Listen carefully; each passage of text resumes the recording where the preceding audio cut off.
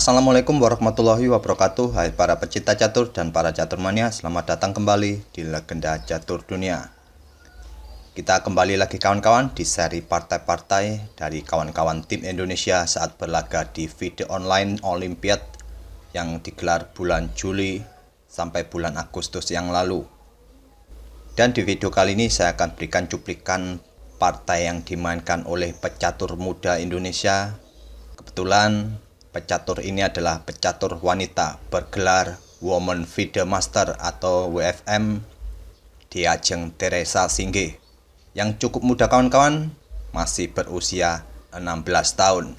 Kali ini di ajeng Teresa Singeh berkesempatan berhadapan dengan WFM dari Zimbabwe, yaitu Tatenda Melisa Zengeni.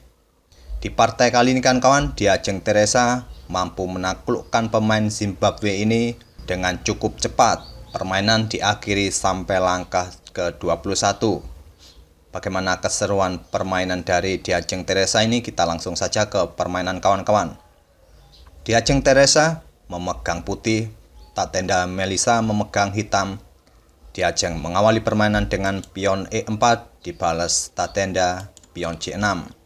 Kita dapati di sini permainan dengan karokan defense. Pion D4, pion D5, pion pukul pion, kembali dipukul dengan pion. Kita dapati variasi pertukaran dari karokan defense. Gajah ke D3 lanjut diajeng, kuda F6, pion C3, pion E6, kuda F3, gajah ke D6, dan kedua pemain pun rokade pendek. Diajeng melanjutkan beteng bergeser ke E1 menempati lajur yang semi terbuka, kuda ke D7, kuda putih ke E5 menempatkan posisi kuda di petak pusat, petak yang cukup strategis bagi kuda. Dilanjutkan oleh Melisa, menteri ke C7, memberi tekanan kuda putih di E5. Diajeng menambah backup untuk kudanya dengan gajah F4, pion A6, lanjut Melisa.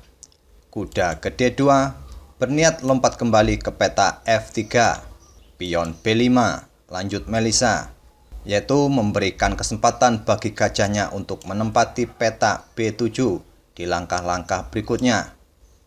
Atau di posisi seperti juga hitam bisa menempatkan kuda ke petak B6, selanjutnya bisa lompat kembali ke petak C4 di langkah-langkah berikutnya.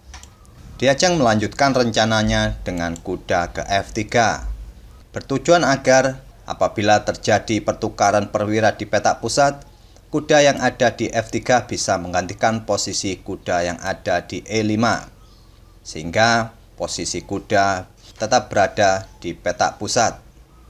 Sampai langkah ke-12 ini, kedua pemain masih melakukan langkah-langkah standar, masih melakukan langkah-langkah yang umum. Namun di langkah berikutnya inilah pemain dari Zimbabwe, Tatenda Melisa, melakukan kesalahan besar, melakukan blunder besar, melangkahkan kuda ke H5 untuk mengancam gajah F4.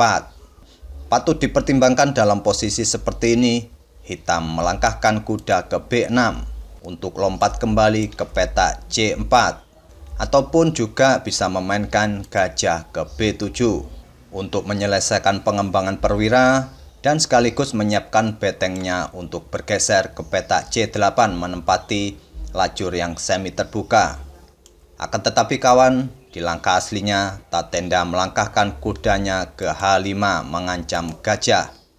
Tentu saja langkah blunder ini dimanfaatkan oleh Diajeng, mengorbankan gajahnya dengan pukul pion H7 skak, raja ke H8. Apabila di posisi seperti ini raja menerima pengorbanan gajah, kuda putih akan ke G5 skak. Setelah raja ke G8, menteri putih akan pukul kuda hitam dan memberikan ancaman skakmat di petak H7. Tentu saja di posisi seperti ini, pastinya hitam akan merespon dengan kuda ke F6, mengancam menteri serta mengontrol petak H7. Di posisi seperti ini untuk sementara menteri bisa bergeser ke H4 dan di langkah berikutnya putih tinggal memikirkan cara untuk menyingkirkan kuda di F6 ini. Namun dalam permainan aslinya, Tatenda Melisa tidak menerima pengorbanan gajah putih menggeser rajanya ke H8. Diajeng masih meneruskan tekanannya, kali ini mengorbankan kuda pukul pion F7 skak, beteng pukul kuda, gajah pukul gajah, menteri pukul gajah, kuda ke G5, membackup posisi gajah di H7 serta mengancam beteng hitam, sekaligus membuka open serangan bagi kuda hitam H5. Tatendra Melisa melanjutkan langkahnya dengan mengorbankan beteng pukul pion F2. Apabila di sini raja menerima pengorbanan beteng, menteri hitam akan ke F4 skak. Setelah atau mungkin kuda menutupnya di F3, raja akan pukul gajah. Putih pun akan kalah jumlah perwira dalam variasi seperti ini. Dan di langkah-langkah berikutnya, hitam mempunyai kesempatan untuk menyusun strategi untuk menyerang balik putih. Tapi di posisi seperti ini, Diajeng Teresa membuat keputusan yang tepat, tidak memukul beteng hitam, melainkan memukul kuda di H5, mempersiapkan untuk open serangan berikutnya. Melisa meresponnya dengan beteng ke F6. Diajeng melanjutkan rencananya dengan gajah ke G6 open skak, raja ke G8, menteri ke H7 skak, raja ke F8, dan menteri ke H5 skak. Di sini pemain Zimbabwe Tatendra Melisa menyerah. Itulah kawan-kawan permainan cepat yang dimainkan oleh Diajeng Teresa Singgih, pemain muda Indonesia yang cukup bertalenta yang masih berusia 16 tahun ini. Terima kasih kawan-kawan telah menyaksikan video kali ini. Sampai bertemu di video-video berikutnya. Wassalamualaikum warahmatullahi wabarakatuh.